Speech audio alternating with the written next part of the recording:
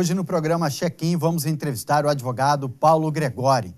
Paulo Gregori, que é um apaixonado por viagens, muitas delas fez sozinhos, acompanhado com o seu filho e algumas, preste atenção, sem destino. Saiu de Lajeado e para onde que vou? Paulo Gregori, tudo bem, Paulo Gregori? Prazer em tê-lo aqui no programa. Bem, Joel, prazer muito grande estar aqui contigo de novo. A gente já fez uma vez um programa, mas era na época que tu militava na rádio, né? E com satisfação que eu estou aqui para te contar algumas coisas assim das nossas viagens aí que a gente resolve fazer. Algumas sem rumo, é isso não? A maior parte, né? Eu acho que o lazer é uma coisa que não tem que ser programada. O lazer programado não te causa nenhuma surpresa. Então, a melhor coisa que tem é assim, não programa. Até estava te contando antes de começar o programa aqui, de uma vez que... olha, pessoal, estamos de férias. Aí a dona Mica, o Bruninho e eu, se arruma as malas que amanhã nós vamos sair. Disse, para onde vamos? Não sei. Arruma as malas. Aí arrumamos as coisas tudo. Eu parei na frente, aqui no trevo de Estrela, né? Parei debaixo da ponte e disse assim, agora vocês me dizem para onde vocês querem ir. Porque querem ir para a praia, querem ir para a Argentina, querem ir para o Uruguai, porque tem que tomar uma estrada. E o Bruninho disse assim, vamos para a Argentina. Eu disse, então vamos para a Argentina.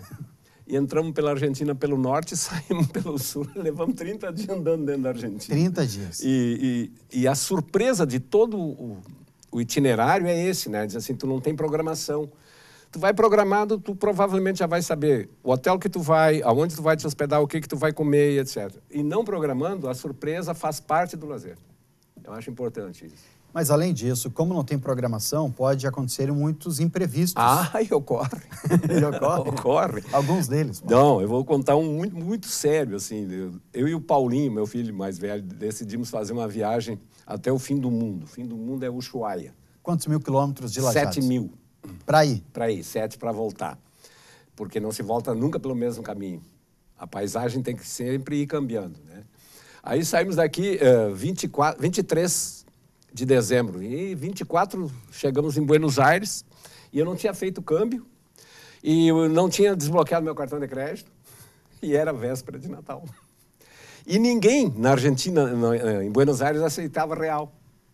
Todo lugar que eu ia para me hospedar, no hotel, no restaurante, não. Real é não. É só o que nós ouvimos. E foi escurecendo, entrou a noite, diz o Paulinho assim, pai, eu já estou com fome. Primeira vez que eu vou ver alguém morrer de fome com dinheiro no bolso, porque o dinheiro a gente não aceitava. Aí encontramos um armênio, um taxista, disse para ele, tia, assim, a nossa situação é essa, nós só temos real e ninguém aceita real. Tia, não, lá no McDonald's. Fomos lá no McDonald's, compramos um Mac daqueles para comer e quando eu fui pagar real, disse, não, real é não. Foi esperto, porque comprou primeiro. Mas, claro, pensei, agora pelo menos eu vou comer, né? Disse, não, real é não. Aí esse armênio disse assim, tchê, vocês vão ter que ficar. E até no Sheraton eu fui e mostrei, eu disse, olha, eu tenho dinheiro para pagar, mas em reais, não tem como fazer câmbio, não. Real é não. O taxista armênio esse disse, eu vou levar vocês num lugar seguro. Porto Madeiro tem bastante policial. Vocês podem dormir dentro da caminhonete até amanhã de manhã a gente vai procurar um lugar para fazer um câmbio. Nos largou ali numa praça, ficamos os dois ali. Ele saiu, 5 minutos depois ele voltou. Pô, me lembrei que vocês não têm dinheiro nem para comer. Nos levou lá num cachorrão daqueles que eles chamam lá de outro nome. É cheio daqueles negócios assim no redor ali de Buenos Aires. Comemos, bebemos. E ele pagou a conta. Diz, amanhã de manhã eu venho aqui, aí a gente vai achar um lugar para fazer câmbio. Realmente, no outro dia ele veio, achamos um lugar para fazer câmbio, fui pagar ele, diz ele, não. Eu não fiz isso como profissional. Eu fiz isso porque vocês fariam isso para mim se eu tivesse na situação de vocês. E não aceitou, cara. Não aceitou Não aceitou o dinheiro. Não aceitou o dinheiro. Ou seja, achou um amigo fora do Brasil. E hoje é nosso amigo. É mesmo? Se falam ainda. Falam. Assim também, nessa mesma viagem, o inusitado, né? Já na volta, porque a gente foi pelo litoral e voltamos pelo costeando os Andes, sempre costeando os Andes. Passei em São Martín de los Andes, um lugar ermo assim, e eu tinha comprado um pernil de ovelha e ia assar na beira de um rio. Aí olhamos assim, cervejaria artesanal. Eu disse, Paulinho, olha aí o crime, ó. Que horas era isso? Isso era umas 7 e poucos da manhã, mais ou menos. Voltamos, ele nem estava aberto ainda, ele abriu, um senhor gordo abriu ali. E nisso chega um fanho. E disse, bueno, vocês são brasileiros? Eu disse, sim, sim, brasileiro. E há muitas garotas bonitas no Brasil? Diz, mais do que aquelas que aparecem na televisão. Tomamos a cerveja ali e eu pensei assim, mas eu conheço esse gordo, de algum lugar conheço ele, a fisionomia não me era estranha, até que fomos conversando, né? Ele tinha sido meu companheiro na guerra da Nicarágua. O dono da cervejaria. Gordo esse aí.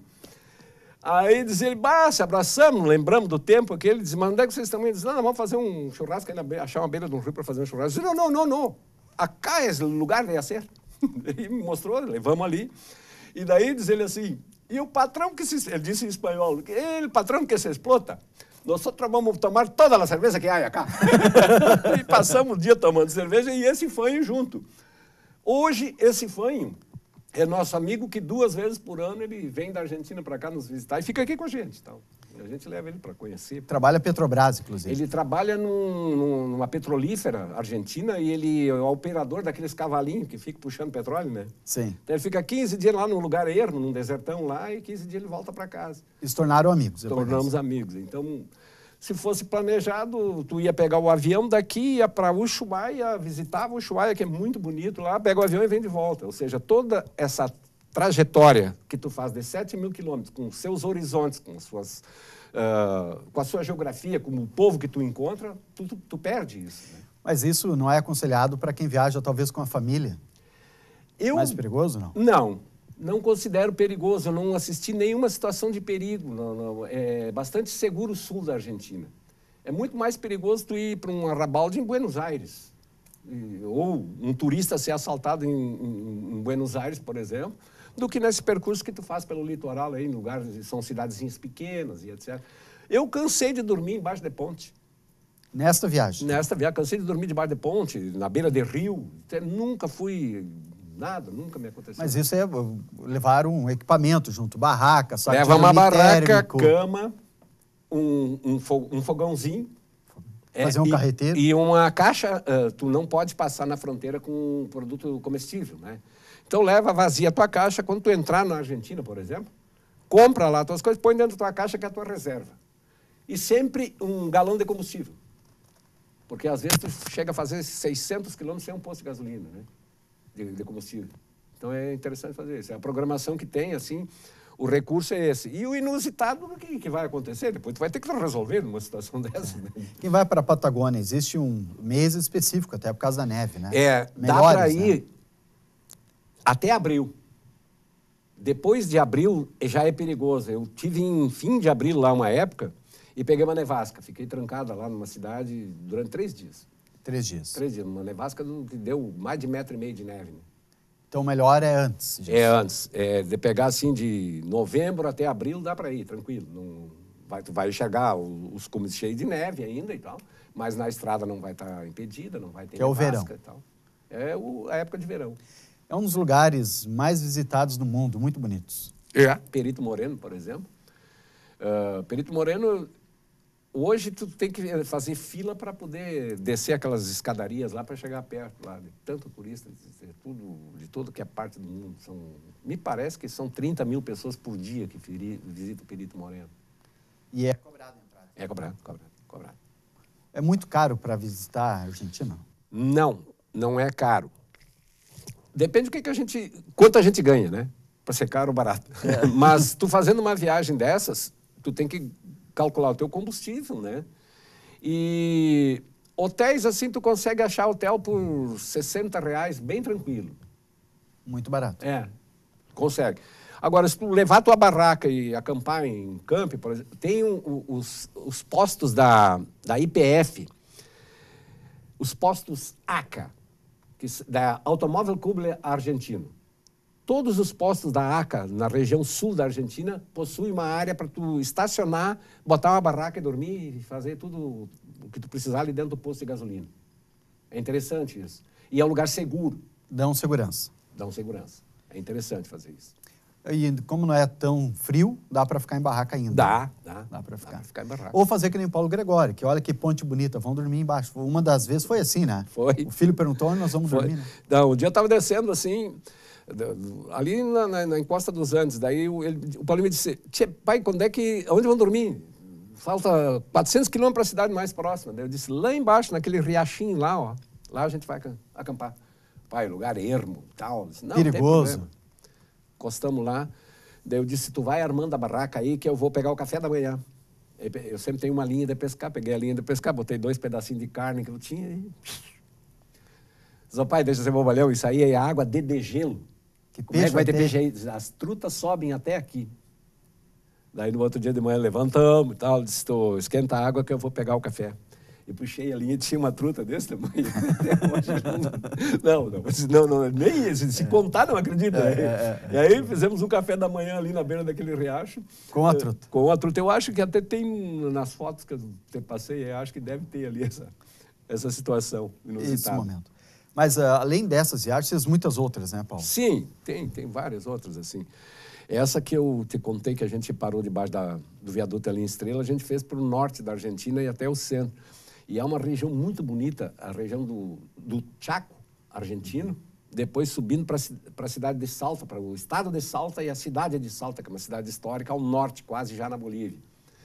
E, para te dizer assim, da Argentina, o que eu não conheço ainda é uma província que se chama Jujuy, que é na divisa com a Bolívia e que daqui a uns dias eu vou fazer.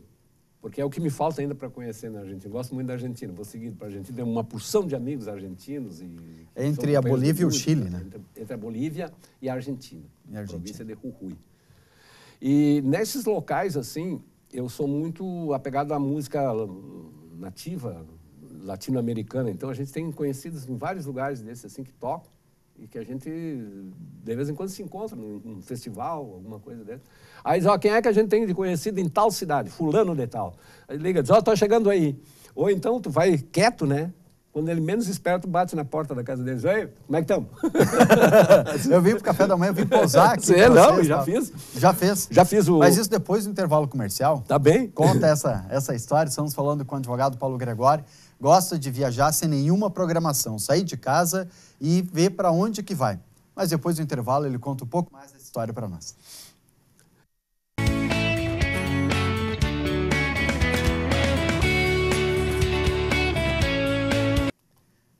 Voltamos com o programa Check-in, entrevistando o advogado Paulo Gregóri.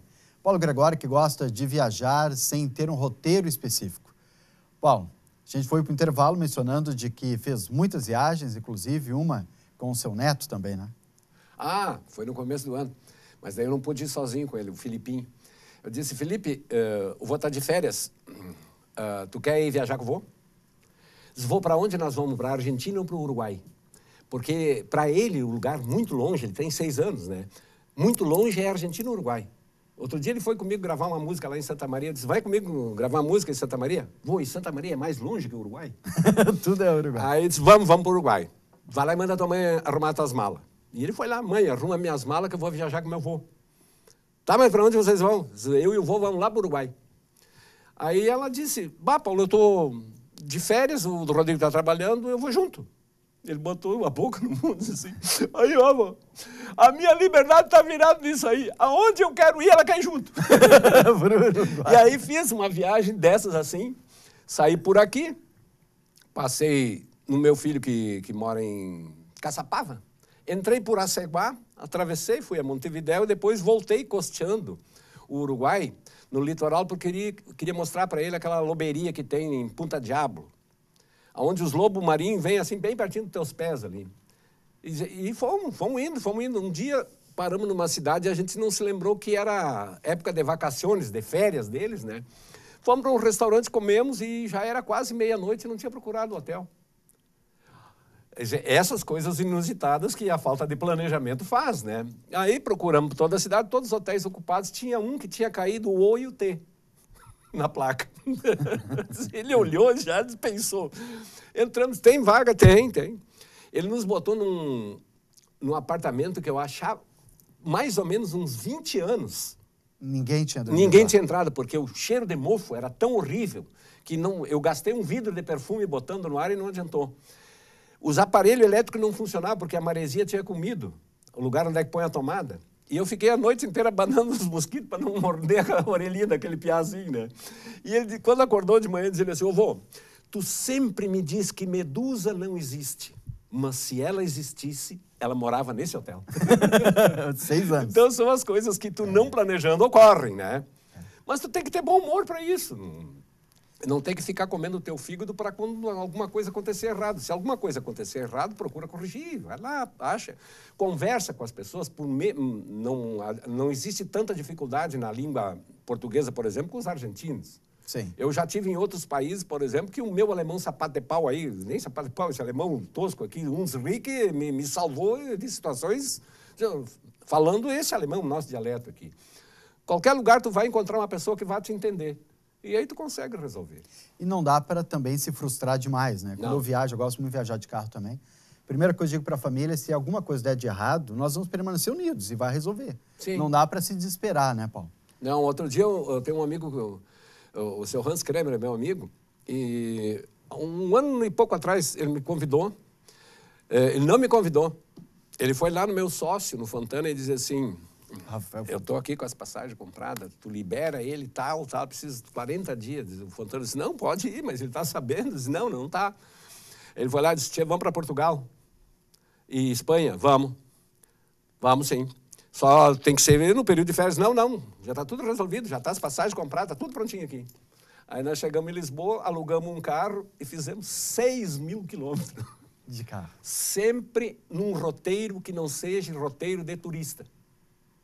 Ou seja, nós sempre saímos da rota turística. Para tu efetivamente conhecer como é que vive o povo, como são as coisas naquele lugar, como é que é música, como é que comem, etc. É muito mais interessante do que tu fazer nesses roteiros de pacote, né? Onde tu já vai programado. O Paulo que vai para a viagem, Paulo Gregóri, quando volta outra pessoa, não? Não. Não. Tu volta mais feliz. Isso. Volta mais feliz. Não fica assimilando. E enriquecido, né? Enriquecido. E eu sou avesso à fotografia. Muito avesso. São raras fotografias minhas, né? Eu procuro sempre guardar essas imagens na minha retina. E, evidentemente, isso enriquece qualquer pessoa, né? Qualquer viagem. A melhor coisa que tu pode fazer no mundo é a viagem. Porque esse contato com o estranho, Diferente. com o diferente, com o inusitado, é o que te faz crescer enquanto ser humano. Tem muito disso também, que se trabalha nos encontros que vocês fazem também com os costeiros, né? Sim, também. Muita música, né? Nós temos, que eu conheço, em torno de 20 grupos de costeiros. Para tu ter uma ideia, tem grupo de costeiros no Paraguai. E agora, no 24 de agosto, uma semana antes do nosso encontro aqui, eu fui no encontro em Santa Rosa del Mondaí. E olha a surpresa, Joel. Uma cidade com 8.000 habitantes, a uns 60 quilômetros depois de Cidade de Leste, para dentro. Falam em português. No Uruguai. No Paraguai. Paraguai. Tudo em português. E só tem alemãozinho de sobrenome Rupental daqui de Conventos. Eu perguntei, se essa cidade dentro do Paraguai não tem paraguaios? Diz eles, tem. Nós somos em 7.900 brasileiros e tem 100 paraguaios que moram naquele bairro ali. 100 paraguaios. Tu entra no supermercado, na farmácia, no clube, só fala brasileiro. Eu acho que o Paraguai, se expulsar os brasileiros de lá, não sobra ninguém. E o Paraguai, por exemplo, é um dos países que está mais crescendo aí na América agora. Ainda tem uma piada que conto lá, que o Paraguai agora dobrou o PIB. Produziu 1 caminhão, 2 ônibus, 4 automóveis e 850 mil harpa. Essa é a piada que conto lá. Mas os brasileiros deram um impulso. E realmente o país que mais cresce, em pouco tempo aí a gente vai ver o Paraguai se transformando numa potência econômica da América. O Paraguai. O Paraguai. Que foi dizimado na Que foi dizimado por nós. Pelos brasileiros? Isso, nós fizemos um projeto há bem pouco tempo que se chama Perdão Paraguai. É um grupo daqui do Brasil, argentino, uruguaio e um pessoal paraguaio lá que a gente vai pedir perdão para eles. A gente já fez, é para fazer um show no Paraguai que a gente já fez, em Encarnação. Vamos fazer um na Argentina, um no Uruguai e outro aqui. Porque se os governos não tiveram capacidade de pedir perdão pela dizimação que nós fizemos com o Paraguai, porque lá o Conde Deu, por exemplo, poucas pessoas conhecem isso, botou velhos, mulheres e crianças e encheu de palha em roda e está com fogo. Se os governos não tiveram capacidade de fazer esse perdão, nós, o povo, tem que fazer. Até agora passa para a história, né? Mas foi a guerra de 1930, né? 3 países contra um país minúsculo, né? Não. Então, até que até hoje tem muito mais mulheres no Paraguai do que homens, porque os homens, crianças... A ONU fez um organismo desses internacional, andou fazendo uma pesquisa genética lá e se constatou pelo DNA que eles são entrecruzados. Ou seja, sobrou tão poucas pessoas em função da dizimação da guerra, que a cadeia genética deles é semelhante, eles são parentes entre si. Isso é uma chacina que pouca gente contou, né?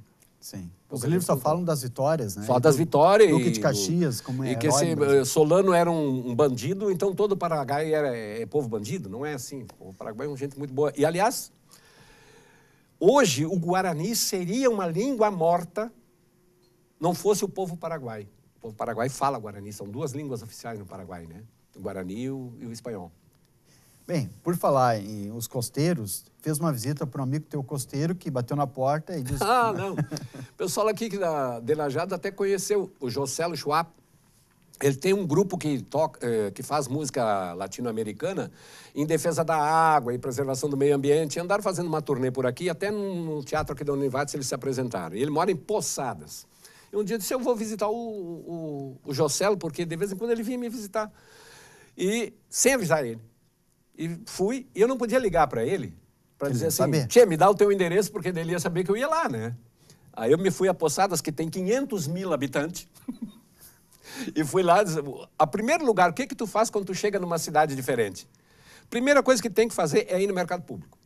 No mercado público tu vai saber como eles se vestem, como eles comem, como eles agem, como eles trabalham, como eles falam, etc. Fui no mercado público e disse, olha, tio, eu estou com a seguinte situação, preciso encontrar o Joselo Schwab, assim, ele tem um grupo, se chama tal, ele vive sempre com uma jardineira daquelas americanas, amarela e tal. Não, se ubica em tal bairro, assim. Já me fui lá, cheguei na porta, bati na porta, quando ele abriu a porta, disse, tem almoço? Ele levou um susto. Mas ficou lá, tinha almoço? Tinha almoço. Acabou dizendo, não, eu tô de saída. Tinha almoço e já chamou os amigos, já foi gaita, violão e harpa. Toca instrumentos, não? Não, eu toco muita cachorro pra rua e flauta nos outros. E mais compõe, né? Compõe, escreve. Gaúcho, nativista, né? Escreve, nativismo, né? Falou do combate da Nicarágua, na guerra da Nicarágua. E esteve presente lá também, como foi Como chegou lá na Nicarágua, Paulo? Isso aí é uma história muito comprida, Joel. Isso aí dá mais de um... Na época a gente era militante político, né? E eu fui designado para ir colher café na Nicarágua. E aí o pessoal daqui fez uma vaquinha, juntou uns dólares aí para mim comprar passagem e tal, e eu fui para Nicarágua colher café em plena guerra, no meio da guerra. Aí foi, você pode imaginar, um dia nós estávamos mais de, acho uns 40 dias lá, só comendo tortilha e feijão. Frijole e tortilha. Não tinha outra coisa. O país numa miséria, numa guerra terrível. E eu disse, tia, tem uma cidadezinha próxima daqui que eu vi uma senhora com mel e queijo. Eu disse, eu vou lá. E eu era o comandante da brigada brasileira que estava lá, que eram 22 pessoas, entre homens e mulheres. Peguei o caminhão do exército, peguei uma carona de manhã cedo e me fui para essa cidade. E lá, cheguei nesse lugar que eu tinha visto e realmente, né, disse para a senhora, ai, queso? Sim, ai. Sim. Aí perguntou meu nome, Paulo e tal, e foi conversando. Daí ela foi lá, me trouxe uma bola de queijo assim, botou na mesa e uma garrafa de mel. Quando eu olhei, aquele queijo se mexia. Disse, doñita, ai, gusano. Gusano é verme. Ela abriu aquilo na mesa assim, esfarrapou, tirou todos os vermezinhos que tinha dentro, fechou e disse, pois, dona Paulo, não há mais gusano. E eu perdi o caminhão do exército para voltar. E aí dava 18 quilômetros no meio de uma montanha e estourou um tiroteio. Os contra-nicaragüenses de um lado e os nicaragüenses do outro. E eu tinha que passar pelo meio daquilo. E não adiantava eu levantar os braços e dizer assim, parem que eu sou brasileiro. Se eu levanto o braço, eu levo um tiro no meio da cabeça. Estou com queijo e mel. E eu fui assim, eu mirava, quando dava uma mainada no tiroteio, eu passava, ia debaixo de uma pedra, depois eu ia debaixo de uma árvore, e assim eu fui indo. Cheguei de manhã cedo.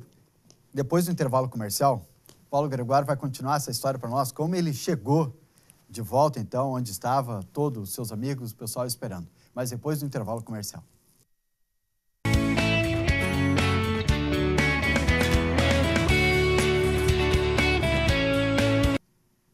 Voltamos com o programa Check-in, entrevistando o advogado Paulo Gregóri. Paulo, fomos para o intervalo falando que deu um tiroteio na Nicarágua. Isso. Foi buscar queijo. E mel. E mel. Chegou com queijo e mel, não? Eu cheguei na beira do acampamento e eu não podia entrar porque como é que eles vão saber quem é? E ainda se ouvia o tiroteio ao redor, né? Eu gritei, disse, olha, meu nome é fulano de tal, parado atrás de uma árvore, o guarda que estava lá não me acertar, né? Chama o teu comandante, porque eu fui comandante ontem, eu sei a senha de ontem. Que a senha está anotada lá no livro. Aí o cara veio e disse, não, pode entrar, nós já te demos falta desde ontem e tal, né? E aí entrei. E nessa viagem, uma das coisas mais importantes que eu acho que eu fiz na minha vida, no meio de uma situação horrível, assim, sem recursos, sem nada, a gente construiu uma escola. Uma parte da nossa brigada foi para dentro do rio tirar as pedras melhores. Eu subi em cima de uma montanha lá, que eu mandei buscar uma motosserra a 8 quilômetros. Consegui aquela motosserra, cortei os caibros das árvores que estavam ali e a gente construiu uma escola, porque o que eles mais precisavam ali, nós perguntamos para eles o que eles mais precisavam, seria uma escola. E a gente construiu essa escola. Antes da alimentação, por exemplo, que também era precária. A alimentação era precária, mas eles tinham o que comer, mas eles queriam uma escola. E a gente construiu essa escola. E há bem pouco tempo atrás eu fiz uma viagem também a Brasília para me encontrar com o pessoal que foi para Nicarágua comigo. E uma moça que até é assessora da presidência da República aí, disse, Paulinho, o que tu mais assim cobiçaria de ver na Nicarágua, agora, tantos anos depois? Disse, gostaria de ver aquela escolinha que a gente fez lá. Diz ela, eu vou te mostrar um vídeo que eu tenho. Ela foi lá dentro e buscou. Tinha uma senhora que diz assim, esta escolita lo hicieron los brasileños. Mi hijo hizo a terceiro ano aqui nesta escolita. Agora a escolita sirve a palavra de Deus. Estava lá, hoje ela é um templo de uma determinada religião. Está lá, serve ainda como esse, porque o governo fez uma escola nova para eles. Não desmancharam. Está lá, virou um templozinho, mas está lá a minha escolinha ainda. Que é uma das coisas assim que eu mais me orgulho na minha vida de ter feito, porque foi uma coisa importante para eles, né? E que para mim também serviu como recompensa pela viagem que os meus companheiros daqui tinham me proporcionado de ir, né? Foram quantos dias lá? Eu fiquei 70 dias. 70 dias? 70 dias, com 22 países. Nós éramos entre 22 países. O objetivo era ajudar, né? Ajudar realmente para... Inclusive, era para colher café e para servir como escudo humano para que os Estados Unidos não invadissem. Na verdade, foi isso. Inclusive, em 1989, deu uma polêmica enorme. Eu estava de guarda um dia, lá no acampamento, e estava com um fuzil. E tinha um, né, dos 22 que foi conosco, porque naquela época ainda... 89, imagina, né? E me fotografou com aquele fuzil e eu fui capa da Veja. Capa da Veja? Capa da Veja, com o título dizendo assim, PT manda militantes se instruírem em guerra lá na Nicarágua. Na verdade, era para ferrar a campanha do Lula na época, foi isso.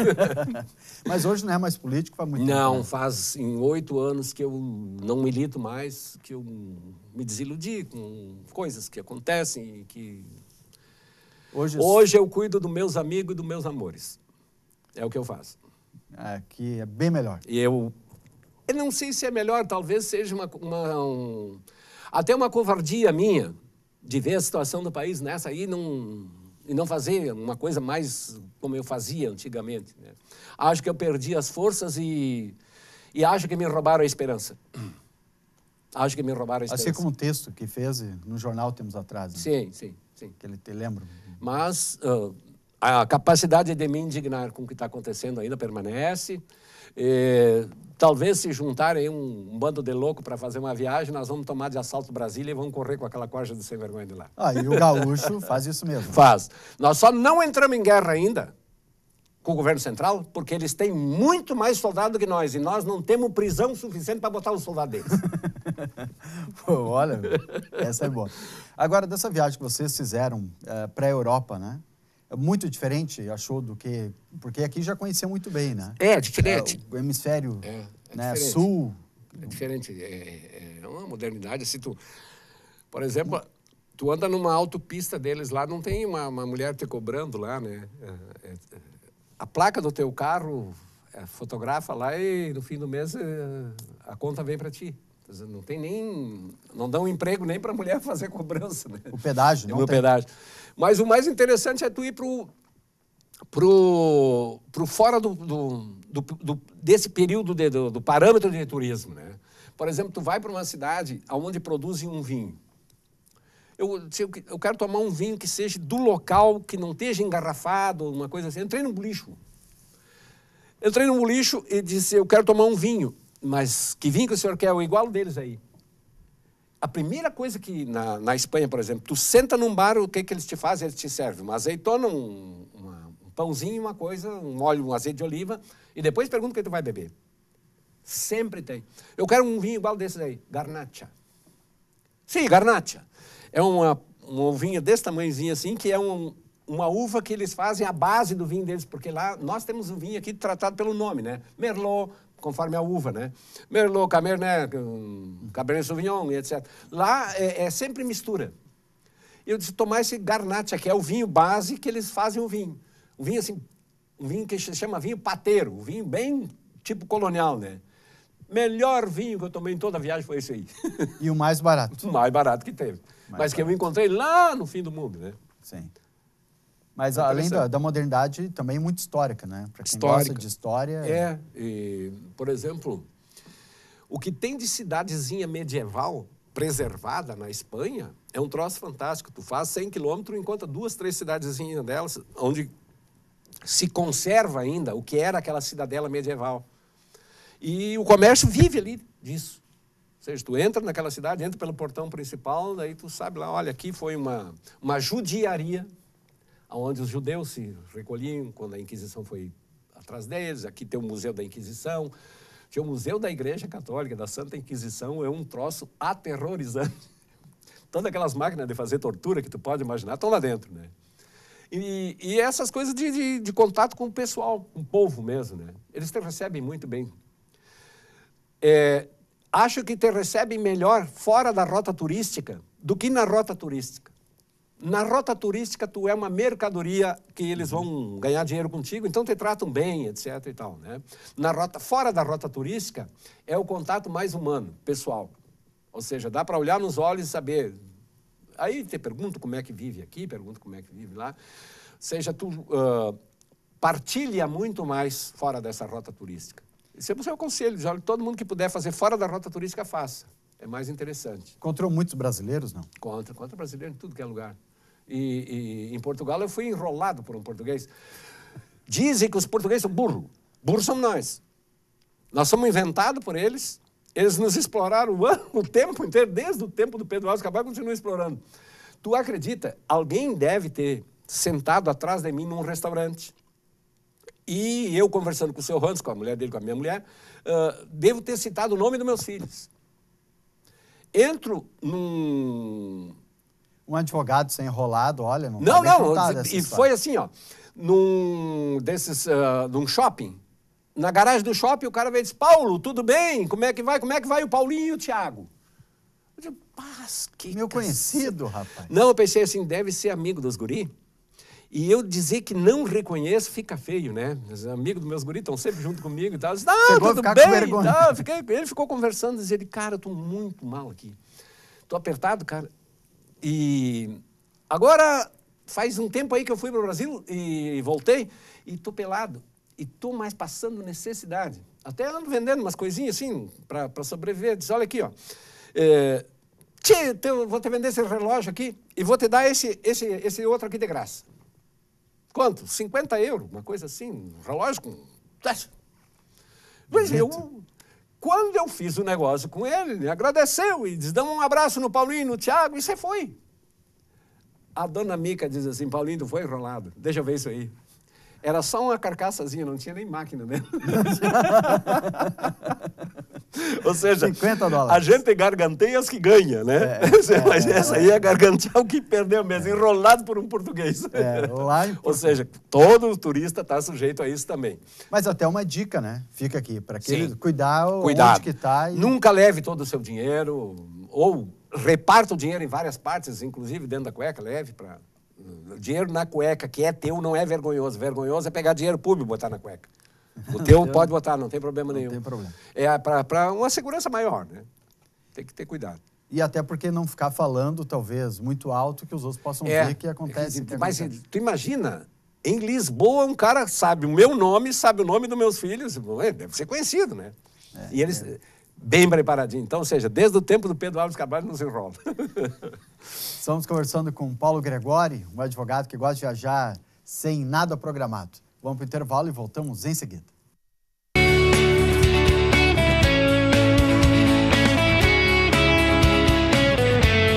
Voltamos com o programa Check-in, entrevistando o advogado Paulo Gregori.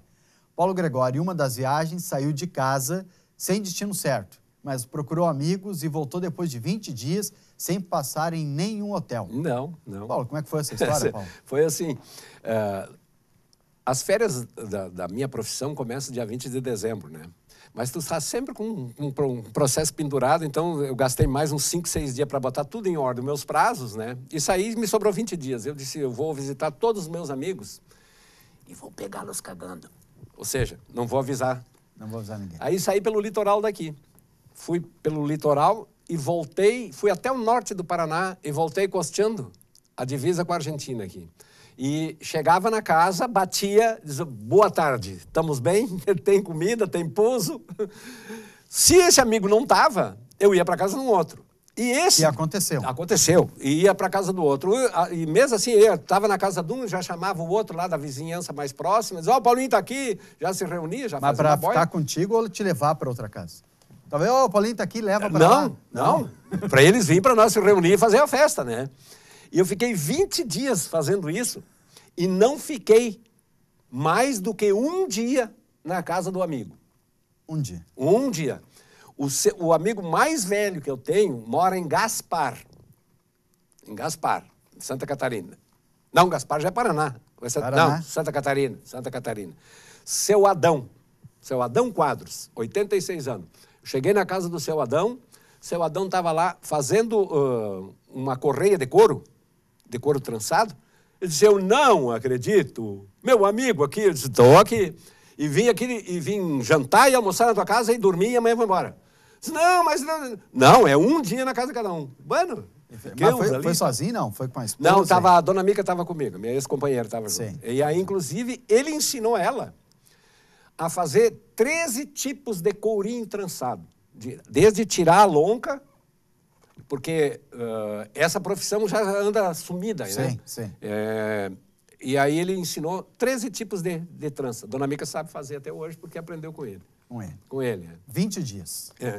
Essa profissão se chama guasqueiro.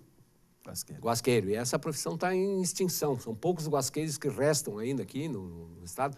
Aqui ainda tem um pouco mais porque se cultua a tradição e tal, mas restam poucos guasqueiros bons, assim que eu conheço, muito poucos, né? Tem um rapaz de cruzeiro, inclusive, pediu demissão do serviço, estava mais de 6 anos trabalhando e só trabalha com couro, só faz isso. Então, esse aí sobrevive disso. Vai fazer sucesso, porque é muito cavalo, muita rédea, muita apero que tem que ser feito e restam poucos guasqueiros aí no estado. Qual a viagem que mais te chamou a atenção durante todas essas viagens e os anos que tu viajas, Paulo?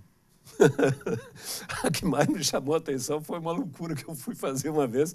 Eu fui descer da cabeceira do Fão até aqui em Lajeado, num caico. E desandou uma chuvarada do cão e esse porqueta começou a botar água. E numa madrugada dessa eu vinha descendo, emborcou aquele caico e eu saía nada. Sozinho? Abaixo, estava eu e meu irmão.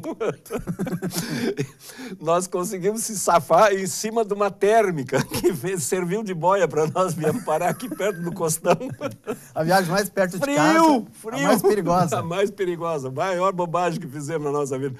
Inclusive, o seu Hans tinha feito toda uma programação, porque nós tínhamos levado câmeras fotográficas para fotografar eventual poluição que houvesse no Fão, alguma coisa pitoresca e tal. Era uma viagem para assim, para mapear mesmo o Fão, para compartilhar com as outras pessoas isso, né?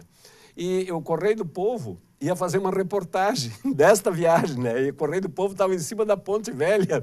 Esperando. Ali, e nós passamos por ali, num aguaceiro desgraçado, agarrados assim, não vai dar!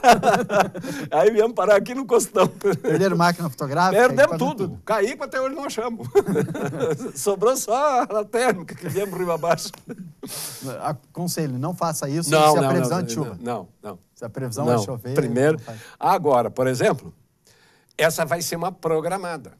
Na quarta-feira, nós vamos fazer uma pescaria no Rio Ibicuí. Uma pescaria entre 150 pessoas. 150? 150. São 10 de Lajado, 10 de Santa Rosa, 20 de Juí, e assim vai. E cada um cuida do seu acampamento. Dentro do caico vai um bongo legoeiro, uma gaita, um violão, e, evidentemente, gente que toque isso, e uns com um caniço. Ou seja, se pegar, come, se não pegar, volta para o acampamento e faz um churrasco, né? Tem que levar muita carne. Então, é um lugar completamente ermo, não tem nada, um senhor lá nos vai alugar um gerador, mas nós vamos compartilhar durante 4 dias, 150 pessoas, cantando, dançando, tocando música, bebendo, fazendo churrasco e etc.